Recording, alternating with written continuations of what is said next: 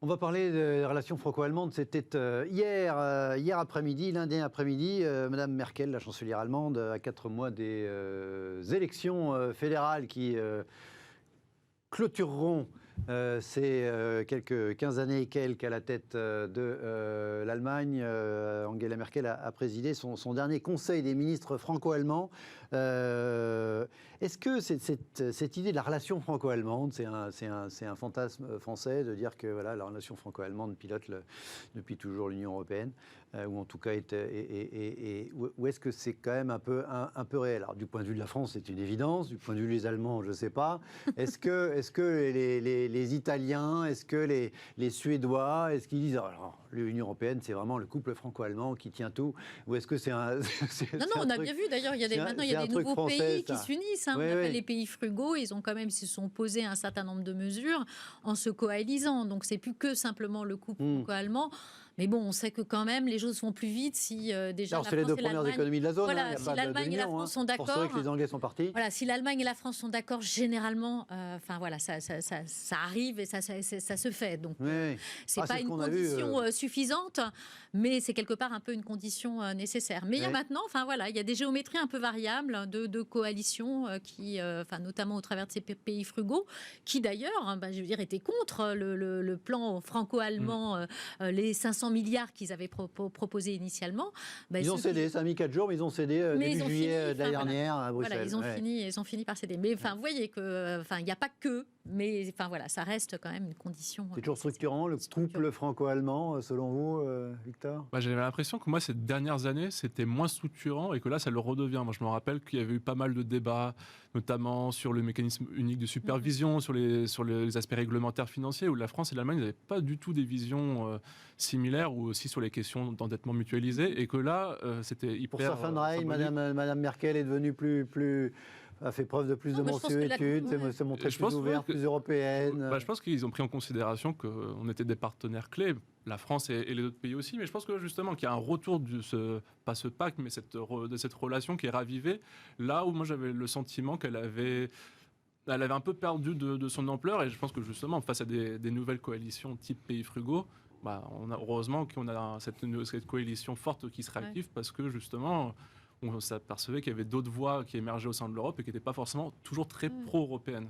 Puis il y avait un enjeu, face à la crise, ça a ressoudé le couple franco-allemand parce qu'il y avait un enjeu historique. Il y avait les leçons qu'on avait tirées de la crise de 2008 et de la crise des dettes souveraines, où effectivement on avait mis à rude épreuve la cohésion de la zone euro. On avait vraiment des trajectoires de reprise très divergentes qui pouvaient menacer à terme l'intégrité de la zone euro. On a quand même craint l'éclatement de la zone euro. Et je pense que dans cette crise, il y a vraiment eu la conscience assez rapidement qu'il ne fallait pas réitérer ces erreurs, notamment d'avoir ces mesures budgétaires de soutien historique aux économies. Et en sortie de crise, dans ces plans de relance, c'est vraiment essayer qu'on ait des trajectoires de reprise qui ne conduisent pas à des trajectoires divergentes. Il fallait essayer qu'on crée des forces centripètes qui garantissent l'intégrité de la zone euro. Et pour ça, la relation Paris-Berlin est toujours... Voilà, c'est un intérêt entendu. Aucun des deux ne veut un éclatement de la zone euro. Et donc, il y avait un enjeu historique qui était ce besoin de cette solidarité pour pouvoir, en sortie de crise, avoir ces trajectoires de relance et de croissance qui convergent au sein de la zone euro. Et pour terminer, rien à voir, il paraît que c'est la fête de la radio, c'est les 100 ans de la radio, à quelques mois après, c'était en décembre 1921, les premières émissions. Alors, le CSA et le service public a décidé de faire une semaine, c'était plus visible au mois de juin. Hey, vous êtes plus jeune que moi, Victor, c'est quoi vos souvenirs radio, votre enfance, la radio dans... Alors moi j'ai plus de souvenirs radio récents, parce que grâce à la crise du Covid, je me suis mis à beaucoup écouter la radio. Ah d'accord, écoutez, c'est revival du média qui a 100 ans. Et du coup, moi petit, quand j'ai dû écouter la radio, ça devait être surtout des émissions de footballistique, donc des matchs de foot, parce qu'à l'époque c'était comme ça qu'on pouvait suivre les matchs, mais c'est que moi j'ai toujours eu cet attachement-là à la radio, mais qui a été ravivé fortement par la crise du Covid, parce que c'est une source, je trouve que c'est agréable. Et, on peut l'écouter en podcast en plus maintenant, la radio, donc c'est très... 100 ans et ça marche toujours bien. Vous avez réécouté la radio aussi à la faveur de la crise? Déjà, mais moi c'est ma jeunesse, c'est les radios libres.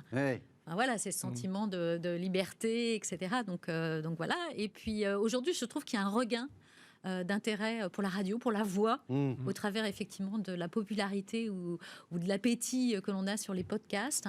Et c'est vrai que je consomme c'est plus de la radio, c'est du podcast, mais c'est la même chose en fait, c'est de l'audio. Je consomme différemment la radio. Je ne vais pas aller sur une émission, mais là, à la rigueur, je vais aller plutôt écouter une émission en podcast, mais pas me tenir à disposition à l'heure de l'émission en particulier. Mais on a une autre manière de consommer la radio.